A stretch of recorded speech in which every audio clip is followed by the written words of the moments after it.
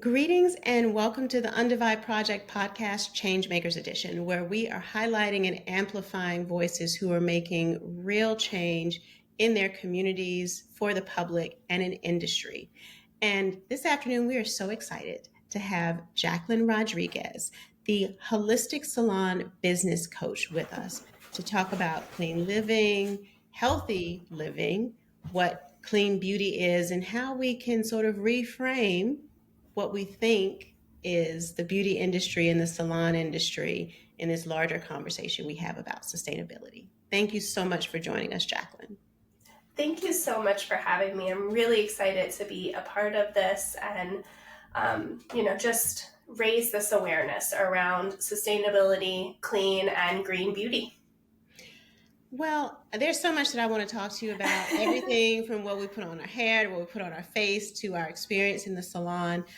But your own journey is super interesting. So I'm wondering if you could give us a little bit of background about how you came to be this kind of business coach and allow the audience just to get to know a little bit of your origin story.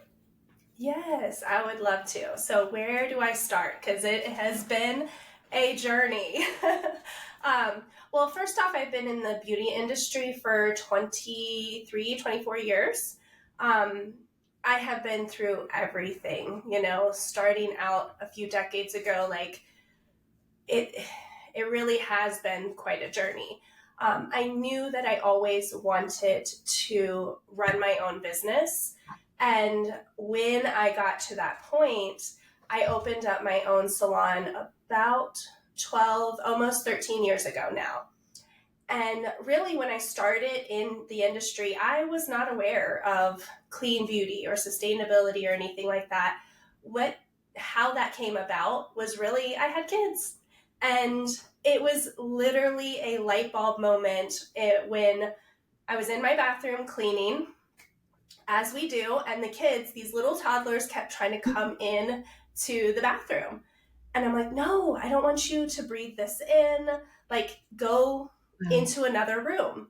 And for whatever reason, that moment, like I had a light bulb moment of, if I don't want them breathing it in, maybe I shouldn't be breathing it in. Yes, exactly.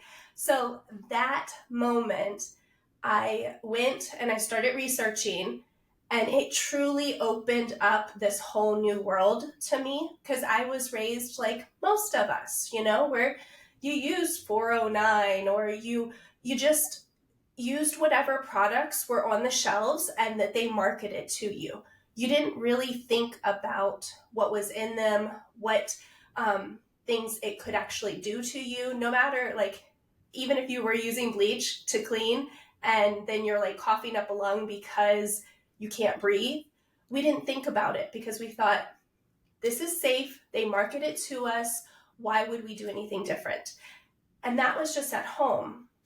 So I switched everything over at home and I really started like learning the difference. But then when I cleaned everything out of my house and I walked into the salon, I was actually having reactions at that point.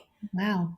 Yeah. So, and I didn't really put two and two together that after a long day at the salon, I would come home and I'd be, obviously tired. We worked really hard, but also like this slight headache and just a little uneasiness, like of a breath. And I was starting to get like, just dry spots on my hands and everything. And I noticed there was a big difference between when I was outside of the salon with all of my clean, like sustainable products, and then when I was in. So that actually became a whole journey for me to start switching things over in the salon. And I just went from, it's been a 12-year process, but I went from zero to what I am now. And that's really how I started the salon and got it holistic and clean. And it's been a process. And it's a very worthy process. And we're in the middle of a conversation about the health effects of these products. And it ranges from, the actress Fran Drescher has been in this a long time talking about what's in our makeup and in shampoos and other beauty products, similar to what you were talking about. Like there's just certain cleaning products that were on the shelf that our family just used and we didn't question it. And I think for a long time, the same thing was true of beauty products at the consumer level. And then we're learning, through lawsuits about hair straightening methods and all of the issues surrounding that and the health impacts. And what I'm finding in conversations, I think now amongst those of us with curly hair, we know that relaxers are bad. I've heard people say that, well, I'm going to switch from a relaxer to keratin. And I said, well, you're switching from lye to formaldehyde. So I don't know that that's the question. But this doesn't have to be the way, and not necessarily those products, but for just about anything that we encounter in the salon, there's an alternative. So I want to talk about the salon experience, but also talk more about your process of changing over and coaching other salons to change over from these products that are harmful to people and to the environment to things that are more sustainable and quite frankly work better. Well, and I'm so glad you brought that up because it goes back to that same thought, like we don't question what's being sold to us and quite frankly what's being marketed. Think about the things that are being marketed, like they're professional marketers. They know exactly what to say, how to say it, and we don't think that they would put things out that would harm us. But the reality is, it really is a pay-to-play kind of world we live in, right? And that's in so many different things. So where we start to actually make a big difference is just by questioning what we're using, right? Start looking at the ingredients. We don't have to know everything. We don't have to switch everything over overnight, but it is just question, is this the best option for me? Right? And that's what I did in the salon because there's not a ton of options to switch everything over. For relaxers and for like straightening products, to be honest, there's not another alternative that's going to be a healthier alternative. What we get to do is change the mindset around what is acceptable, right? Because, this is going to go down a whole nother rabbit hole, but it is the holistic outcome, right? When we're really looking at who are we and what do we want to represent? Right. So it's starting to change your mindset of like who you are and accepting every piece of who we are at a level that is loving and caring and kind.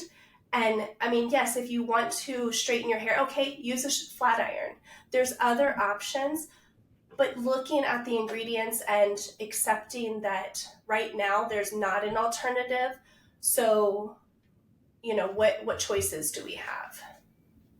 Right. And I don't think it's a rabbit hole. I think it's a lovely statement because some of that marketing is about standardizing what's beautiful and what's not. And that has all kinds of impacts on people. Well, the beauty industry in general, if we look at what has been marketed and deemed beautiful, I would honestly say 90% of us don't fit into that mold. And 90% because it's unrealistic. We don't look like that. We're not celebrities. We don't have a team of people around us 24/7. Now we've got AI, so we can touch up whatever to look perfect. But what is perfect? And when you come into my salon, that is one of the biggest pieces we talk about. Like the first thing I noticed clients coming in and sitting in front of the mirror, the first thing they would do is go, oh, look at these wrinkles. I hate my hair. I look so tired. And I immediately stopped that thought. I'm like, look, everything about you is perfect. Exactly do we have things that we don't love?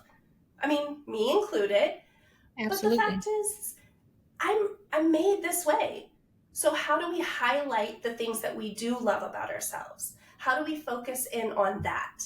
And when we are able to start shifting that perspective and that mindset, then we don't all of a sudden care so much about straightening our hair or going and getting perms or, changing everything. And mind you, this comes from a woman who's in the industry and have been around all of that talk, and like really we're looked at to showcase what is beautiful, what's not, what's in style, what's not. So we can have so many different beautiful perspectives, but it really does come to the mindset of what do you accept about yourself, and then what options do you have right now to be able to help you enhance what you love about yourself. I love that. And I love that you use the term holistic in how you describe yourself and in your work. Because, as we're advancing conversations around human health and environmental health, there's a lot of, as we're struggling to find the words, we go from, some person might be talking about circular economy. Someone else may be using recycling. Someone else may be talking purely about regulation. Someone else using the term clean beauty. But it really is a holistic approach. And even, as I'm reading about you and looking at some of, reflecting on our prior interview that we did for print, you even take that into how the salon experience is curated. You started touching on it about your client conversation, but I want to hear more about how you curate the salon experience to have this holistic approach.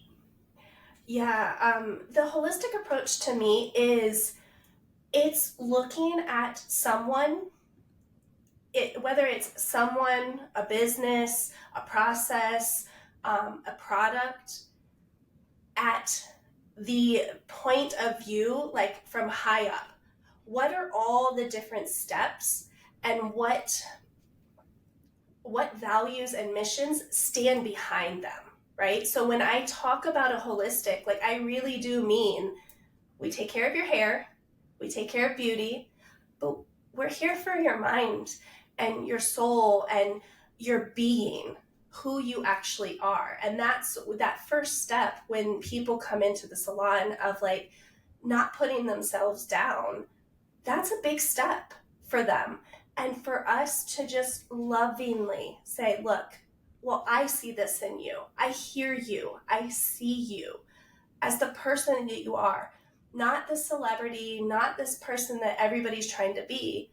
And then taking them from that step to guide them to just accepting who they are, and then giving them a style that fits them truly, fits their lifestyle, fits who they are, and makes them feel confident.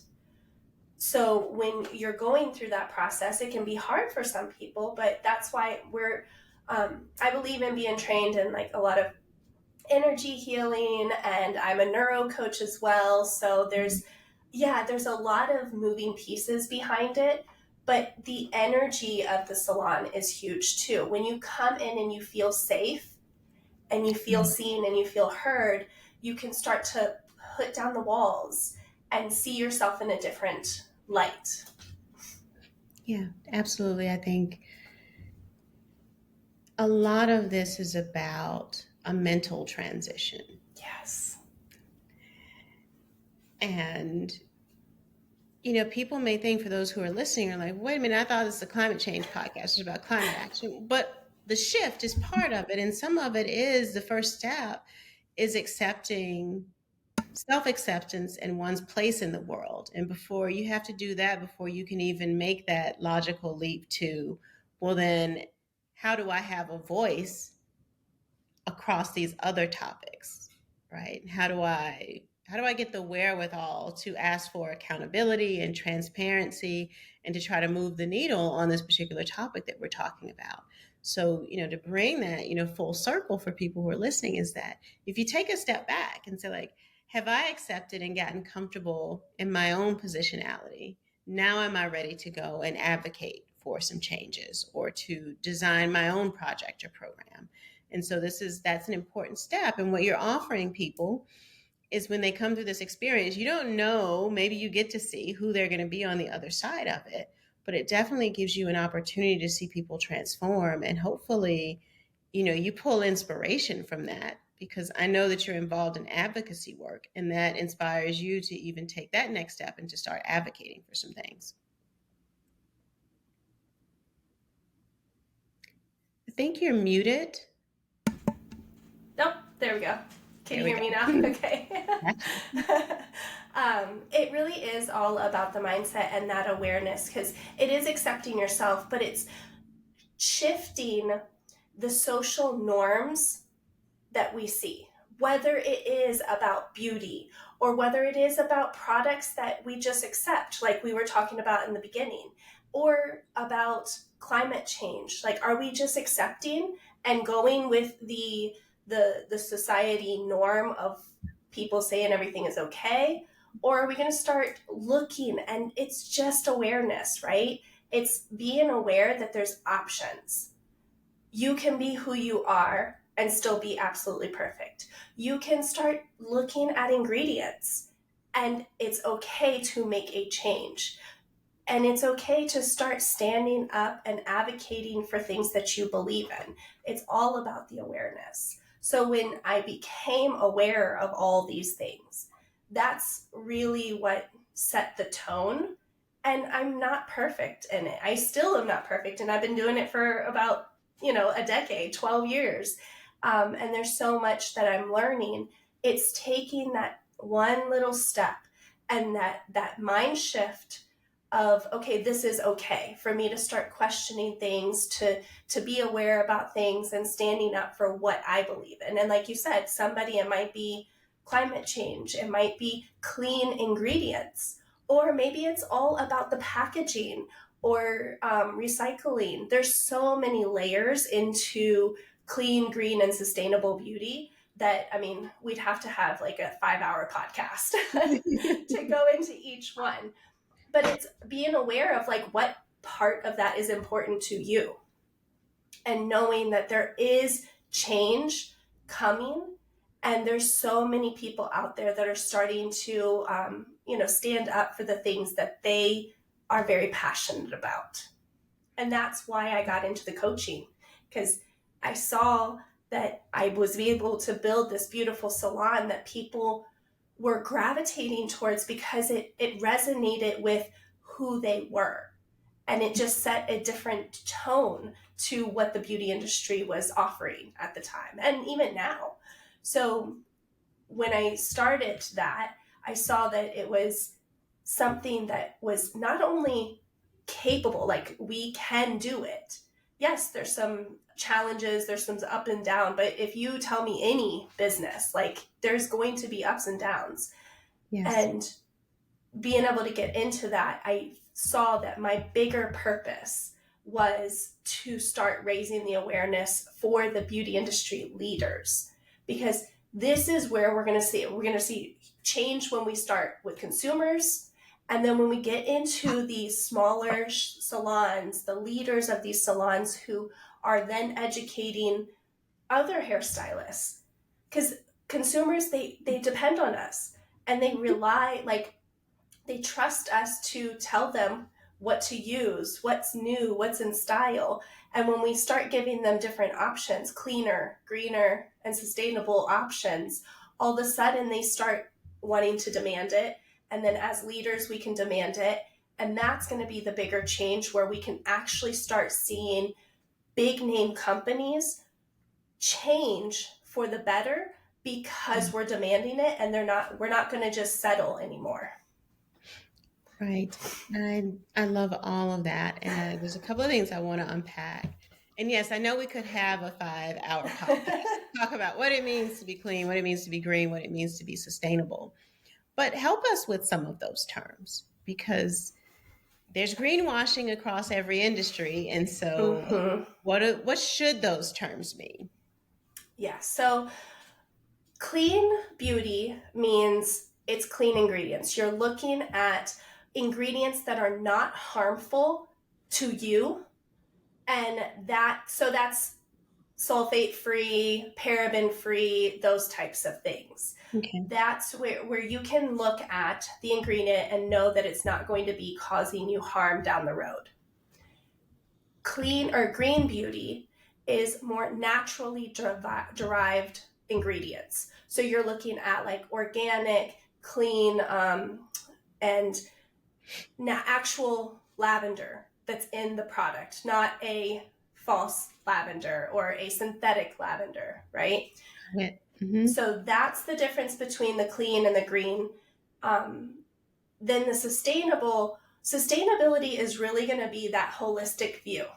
It's looking at green ingredients, it's looking at clean ingredients, and it is also looking at how does it go from manufacture to after the people use it. So like, how does it recycle? How does it impact the earth and everything? So you're looking at fair trade. How are the people who are putting together the product treated?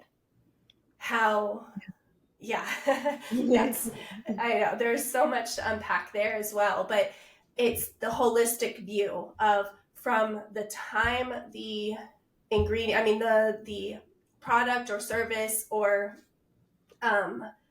business is started, what are all the implications until the very end? So that's the difference between the three.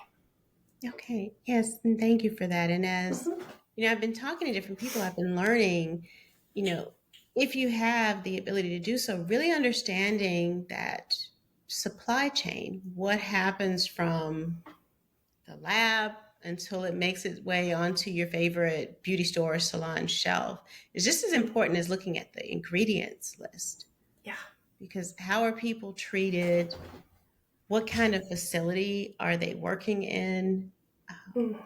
All of those things play a role. And, if you use all organic ingredients, but your manufacturing is done in an overburdened community in the global South, and people are not being paid a living wage, that's a different kind of toxicity, right? And we don't want to be involved in that.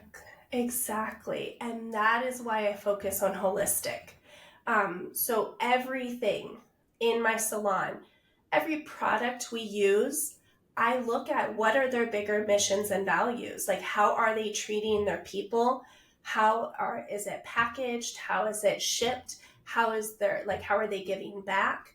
There's a whole lot to break down in that. But if you just become aware that there is all of that happening behind the scenes and that it is more than just what you're doing in your business, that makes a huge impact, because then you can start aligning what's important to you with the people the products or anything, right? So anyone who is involved in my business at all, I have looked and made sure that they stand for the same things that I do. So there's not conflict, and that they are giving back to the community and looking, maybe I'm not perfect right now, but I have a 5-year plan and I have incentives that I'm working throughout these years to get better, to improve. And that's transparency. That's huge.